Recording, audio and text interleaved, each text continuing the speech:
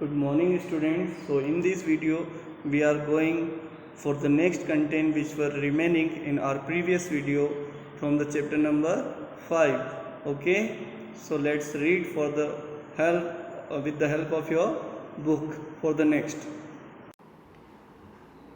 Now the vegetation cover of India in large parts is no more natural in the real sense.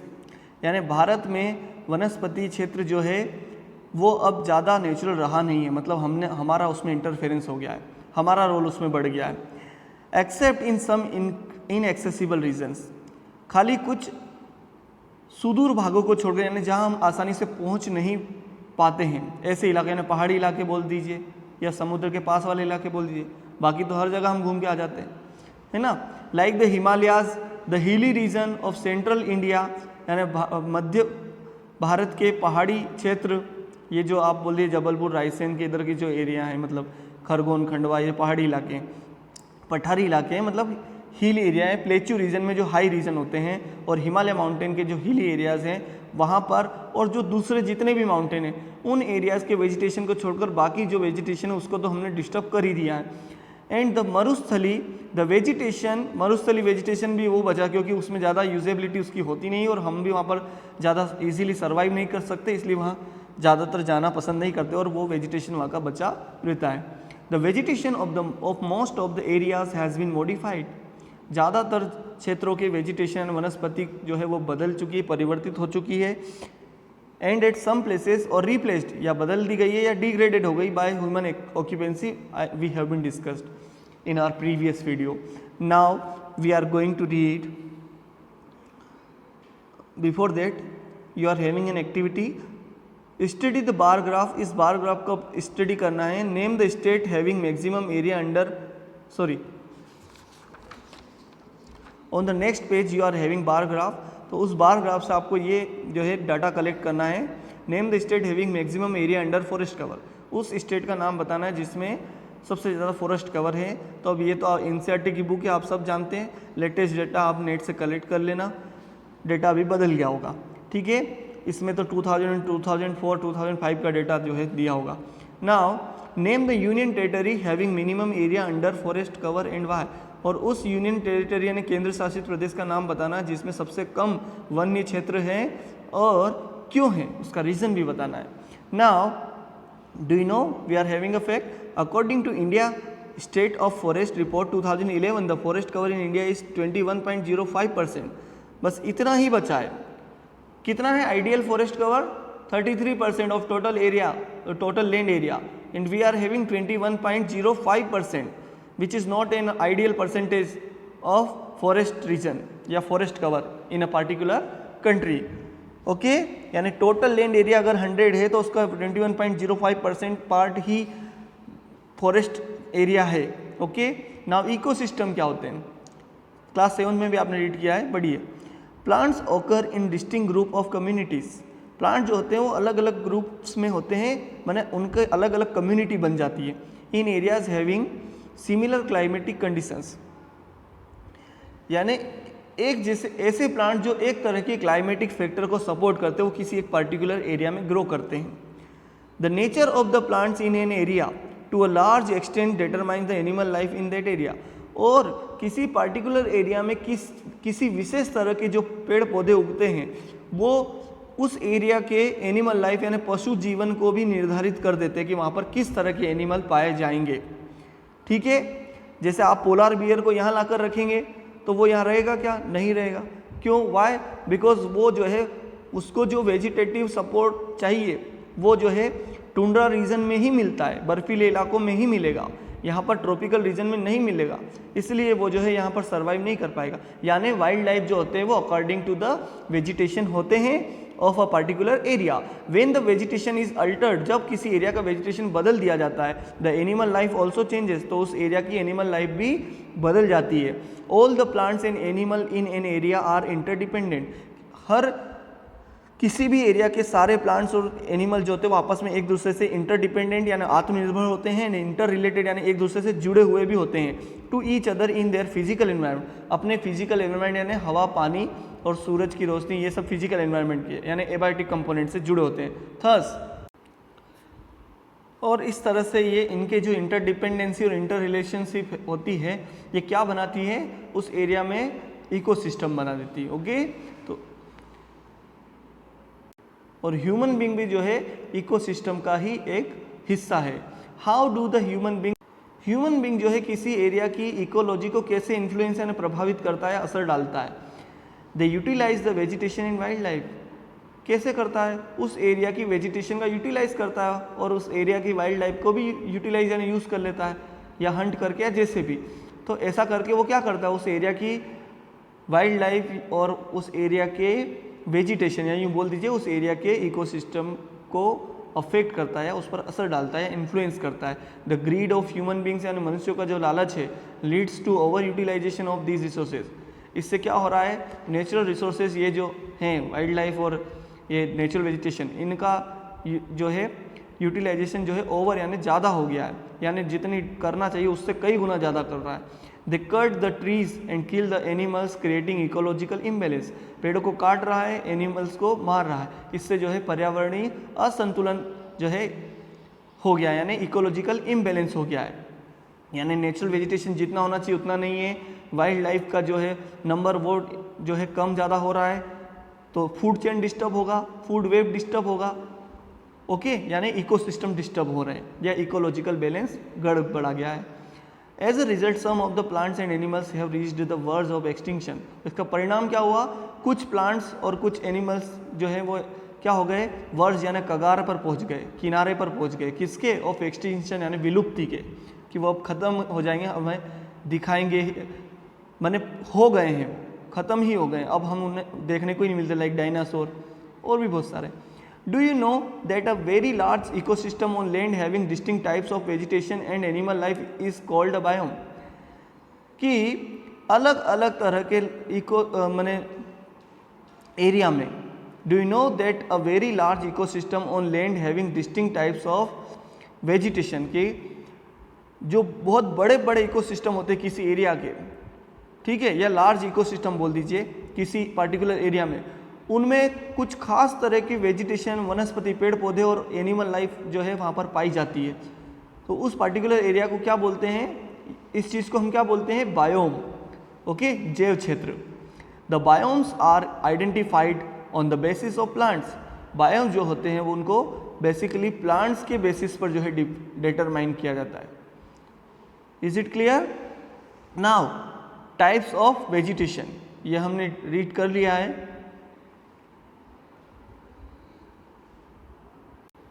So we have been discussed about the types of vegetation. Okay, with regard to that I will explain to you some more facts, but firstly take a look of this physical map of Indian natural vegetation. इस map का जो title है वो क्या है, natural vegetation. उसके reference दिए हैं, फर्स्ट रेफरेंस है dark green colour tropical evergreen forest, second tropical deciduous forest, then mountain forest या mountainous forest, mangrove forest and tropical thorny forest.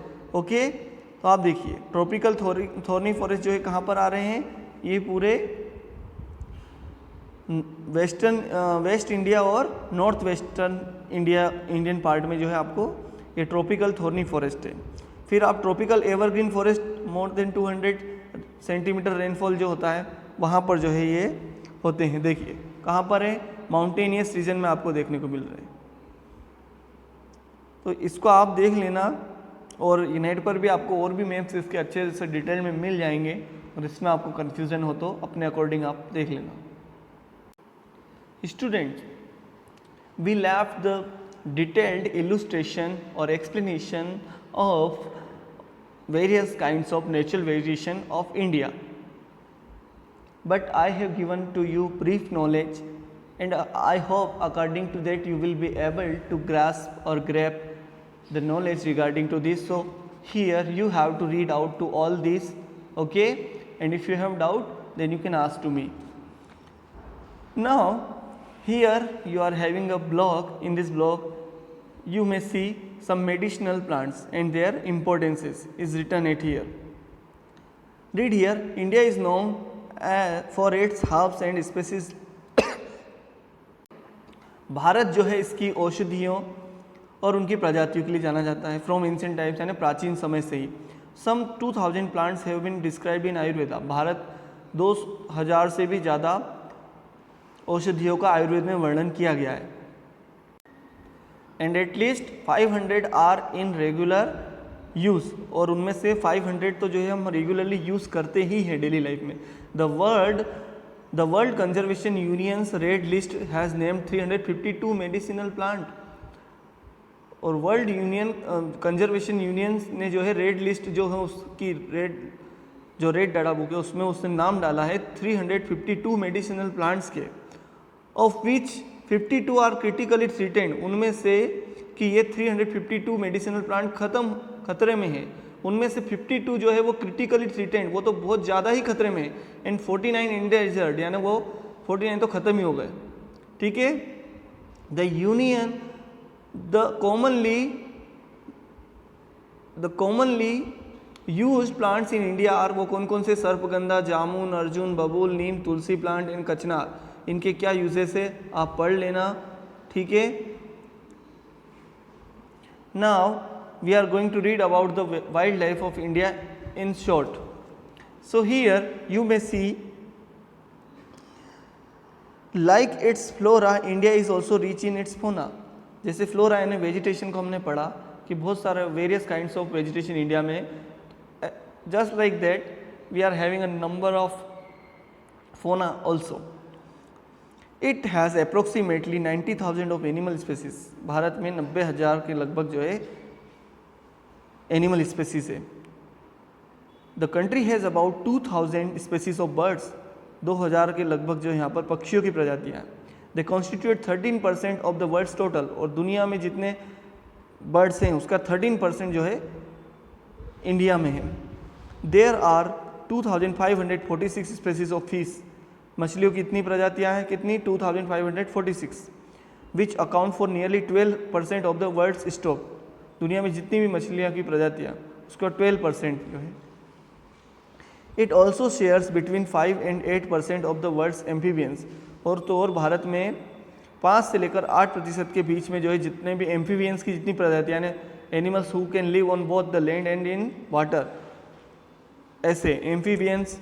Okay. और रेप्टाइल और मेमाइल की जो है 5 से 8% के बीच में जो है इनके जो है नंबर है. Now the elephants are the most majestic animal among the mammals. अब मेमाल्स में एलिफेंट जो है, मेमाल आपने साइंस में पढ़ा होगा, जो स्तनपायी होते हैं, जो अपने बच्चों को उधर होंगे, इधर बोलना नहीं अभी, जो दूध पिलाते हैं या अपने जैसे बच्चों को जन्म दे सकते हैं. ओके. जनरली उन्हें जो है मेमाल्स में काउंट किया जाता है. Human being is also kind of mammal. Now here they are found in the hot wet forest of Assam. अब देखिए एलिफेंट जो है वो कहाँ पर? आसाम के जो है हॉट वेट यानी गर्म और दलदली इलाका या नमी वाले जंगलों में, नमी युक्त जंगलों में पाए जाते हैं. कर्नाटका में और केरला में भी. वन हॉर्न डायनासोर्स यानी एक सींग वाला गेंडा आर द अदर एनिमल्स. ये दूसरा पशु है जो which lives in swampy and marshy यानी जो दलदली इलाकों में पाया जाता है आसाम के और वेस्ट बंगाल के. Arid areas of the Rann of Kutch यानी कम वर्षा वाले क्षेत्र, जैसे आप देखिए Rann of Kutch and the Thar desert are the habitat for wild asses. यहाँ पर जंगली गधे और ऊँट जो है वो कॉमनली पाए जाते हैं. इंडियन बाइसन यानी भारतीय बारहसिंगा, नील गाय यानी ब्लू बुल, चौसिंगा यानी four horned antelope, gazelle and different species of deer और कई तरह की हिरणों की प्रजातियाँ. And some other animals are found in India. ये भारत में पाए जाते हैं. It also has several species of monkeys. भारत में कई तरह के जो है बंदरों की प्रजातियाँ भी पाई जाती है. And by taking the importance of this variety of wild life, Indian government introduced implemented Wildlife Protection Act in 1972 to give protection to all these wildlife of India. India is the only country in the world that has both tigers and Lions. Bharat दुनिया में एकमात्र ऐसा देश है जहाँ पर tiger भी है और लायन भी है, यानी बाघ और शेर दोनों की प्रजातियाँ यहाँ पर है। The natural habitat of the Indian lion is the Gir forest in Gujarat. और भारत में शेरों का जो भारतीय शेर जिनको बोले या बब्बर शेर, उनका एकमात्र प्राकृतिक घर जो है वो गिर के वन है गुजरात में। Tigers are found in the forest of Madhya Pradesh. Madhya Pradesh में टाइगर पाए जाते हैं। And the Sundarbans of West Bengal. Madhya Pradesh is also known as tiger state, ठीक है, सबसे ज़्यादा टाइगर यहाँ पर, इसके बाद कर्नाटका में और एंड देन उत्तराखंड। तो सुंदरबन डेल्टा जो है वेस्ट बंगाल का, वहाँ पर भी जो है आपको tiger, royal Bengal of tiger आपको देखने को मिलेगा। और हिमालयन रीजन में यानी हिमालय पर्वतीय क्षेत्रों में भी आपको टाइगर देखने को मिल जाएंगे। लेपर्ड्स यानी तेंदुए 2 are members of the cat family.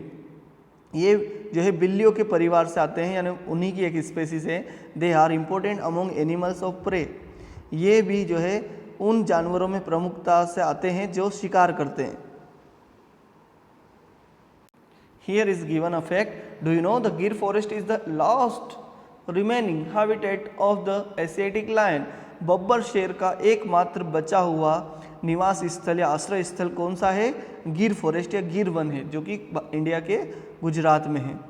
The Himalayas harbour a hardy range of animals. Himalaya पर्वत भी जो है या हिमालयन पर्वतीय क्षेत्र में जो है कई तरह के एनिमल जो आपको देखने को मिलेंगे। विच सर्वाइव इन एक्सट्रीम कोल्ड, जो कि बहुत ही ठंडे तापमान में या एक्सट्रीमली कोल्ड क्लाइमेट में भी जिंदा रह सकते, सर्वाइव कर सकते। Ladakh freezing high altitude. और लद्दाख का जो फ्रीजिंग यानी हार्ट जमा देने वाली जो सर्दी वहाँ पर होती है, वहाँ पर इतने हाई एल्टीट्यूड यानी इतनी ऊंची जगह पर भी ये जो है कई तरह के जो है याक और शेगी हॉर्न वाइल्ड डॉग्स, जंगली बेल वेगिंग अराउंड 1 टन, ये जो है घूमते हुए आपको दिखाई दे सकते हैं। द तिब्बतन एंटीलोप, ये भी वहाँ पर आपको देखने को मिल सकता है। द भाड़ल यानी ब्लू शीप या नीलगाय, वहाँ पर बोलते हैं, भाड़ल बोलते हैं उसको। वाइल्ड शीप जंगली भेड़ एंड द कियांग यानी तिब्बती जंगली गधा, उसको जो है कियांग बोलते हैं, ये वहाँ पर पाए जाते हैं। फर्दर मोर, इससे भी ज़्यादा बढ़कर the ibex, bear, snow leopard यानी बर्फीला तेंदुआ and very rare red panda यानी बमुश्किल से मिलने वाला लाल पांडा भी यहाँ पर मिलता है। Are found in certain pockets यानी कुछ क्षेत्रों में मिलता है या दिखाई देता है या रहता है। इन द रिवर्स यानी नदियों के आसपास किस तरह के एनिमल्स है? लेक्स, झीलों के आसपास एंड कोस्टल एरिया यानी समुद्री इलाकों, समुद्री तटीय भागों में।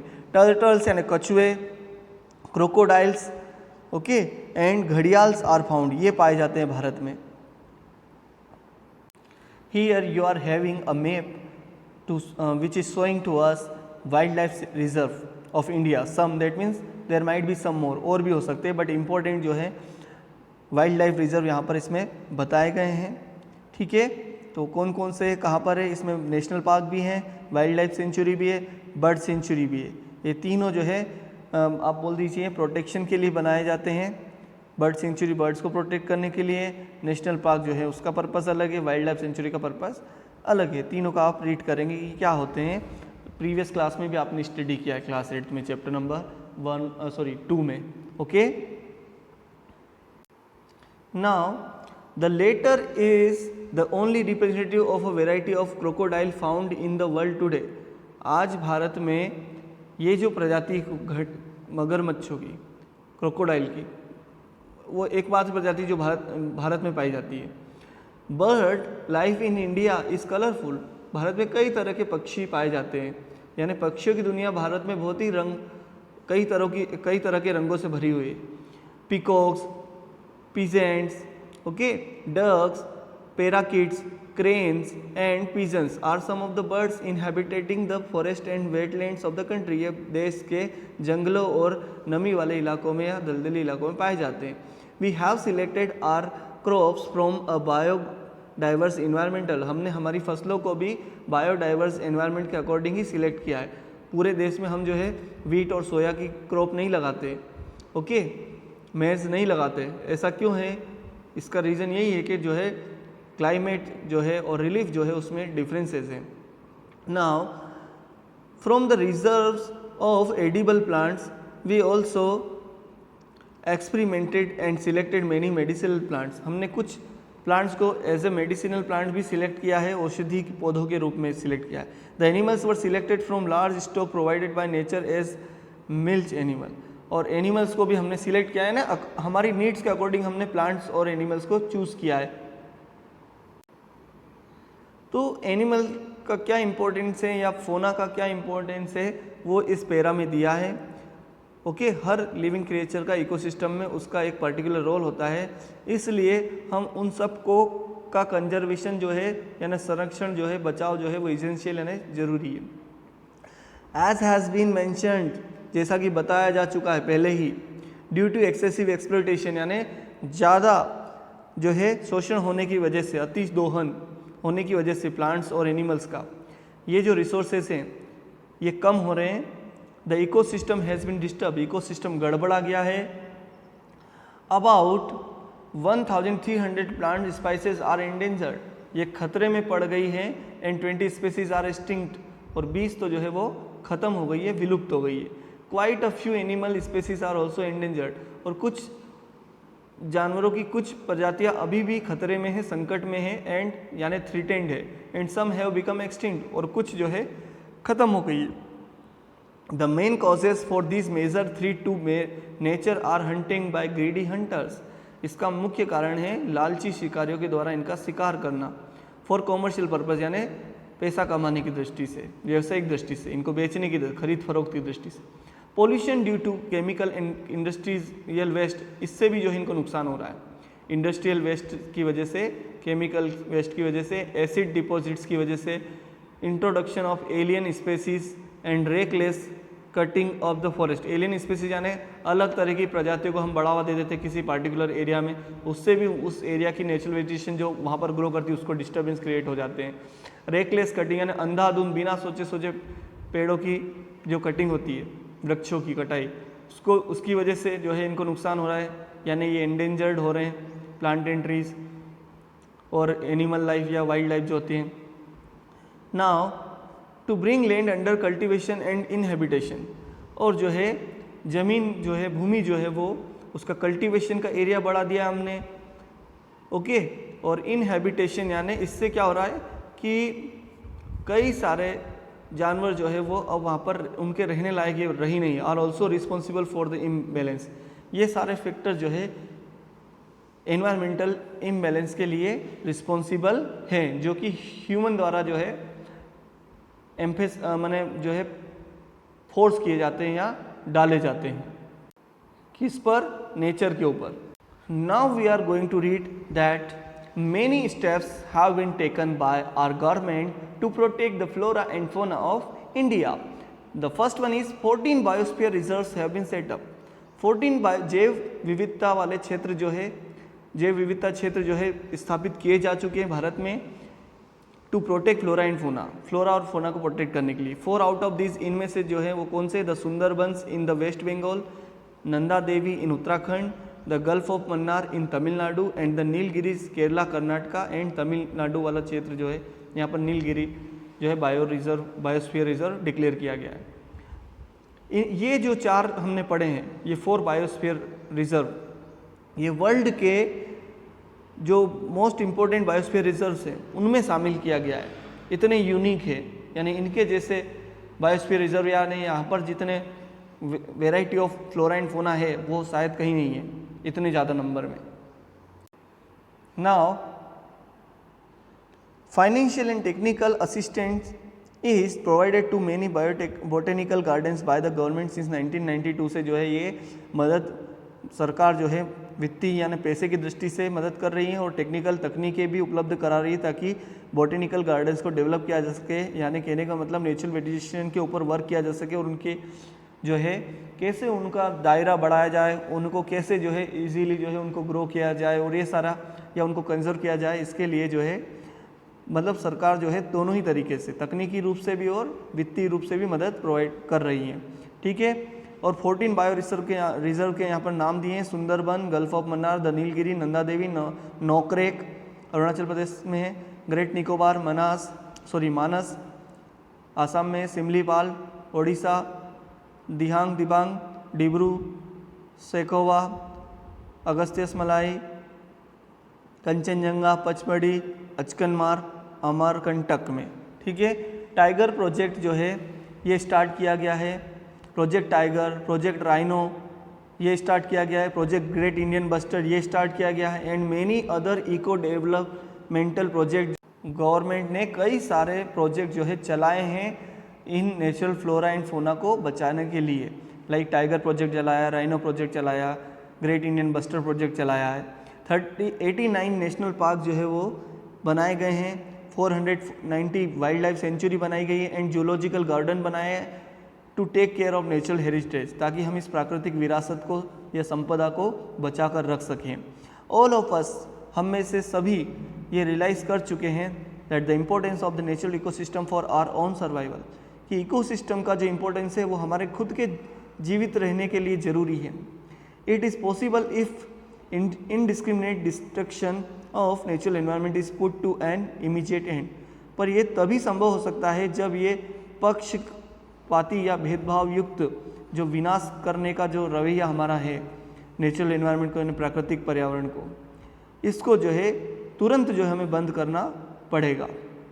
ठीक है, माइग्रेटरी बर्ड्स क्या होते हैं, read here. Some of the wetlands of India are popular with migratory birds. Bharat के कुछ वेटलैंड दलदली इलाके जो होते हैं वो माइग्रेटरी बर्ड्स को अट्रैक्ट करते हैं from the all direction of the world. During winter, सर्दियों में क्या होता है, these birds such A Siberian crane जो कि रशिया से आती है, कम इन लार्ज नंबर, ये बड़ी संख्या में भारत आती है। One such place favourable with bird is the Rann of Kutch, और इनका एक फेवरेट प्लेस है रन ऑफ कच्छ जो कि गुजरात में है। एट अ प्लेस, जो भारत और पाकिस्तान के बीच में सीमा भी बनाता है। At a place where the desert merges with the sea, flamingo with their brilliant pink plumage come in thousands to build nest mount from the salty mud and raise their young ones. यानी ये वो जगह है जहाँ पर where the desert merge with the sea, जहाँ पर रेगिस्तान जो है समुद्र से मिलने वाला होता है। यानी रेगिस्तान समझ लिए कि ये डेजर्ट एरिया, ये ओशियन समुद्र से जो है यहाँ पर मिलता है। यानी समुद्र से जहाँ पर डेजर्ट एरिया मिलता है उस एरिया में ये इस तरह का जो है ये वेटलैंड क्रिएट होता है। ठीक है, जहाँ पर ये आते हैं, यानी कच्छ का रन एक ऐसा ही एरिया है जहाँ पर साइबेरियन क्रेन या माइग्रेटरी बर्ड बोल दीजिए, जिसका एक एग्जांपल है साइबेरियन क्रेन या प्रवासी पक्षी बोलते हैं हिंदी माइग्रेटरी बर्ड, ये आते हैं। उसमें एक और पक्षी है फ्लेमिंगो, ये भी आता है। At a place where the desert merges with the sea, flamingo with their brilliant pink plumage come in thousand to build nest mount from the salty mud and raise their young ones. ये आते हैं और जन्म अपने जैसे young ones को, अपने बच्चों को जन्म देते हैं और फिर चले जाते हैं। It is one among many extraordinary sites in the country. Okay, it is not a rich natural heritage of ours. So students, I hope आपको इस चैप्टर का जो मीनिंग है वो आपको समझ में आया होगा कि why this chapter is given in your geography book. तो ये क्यों दिया है और इसको पढ़ने का क्या सेंस है। तो हमने इसमें पढ़ा है कि इंडिया जो है वहाँ यहाँ पर कई न्यूमरस काइंड्स के प्लांट एंड एनिमल्स आपको देखने को, यानी फ्लोरा और फोना यहाँ का बहुत डाइवर्स बैकग्राउंड का है। और उस फ्लोरा और फोना को ह्यूमन बींग ने डिस्टर्ब भी किया है, तो उसको प्रोटेक्शन देने के लिए गवर्नमेंट ने बहुत सारे स्टेप्स उठाए और हमारा भी ऐसा ही पर्पस होना चाहिए। वो सब हमने इस चैप्टर में पढ़ा है। आई होप आपको समझ में आया होगा। अब जो है हम नेक्स्ट चैप्टर जो है चैप्टर 3 हम रीड करेंगे, चैप्टर 4 रीड करेंगे जियोग्राफी से। If you have any doubt or query, you may write in my comment section or you can send me a written message also with your name. Okay? Thank you.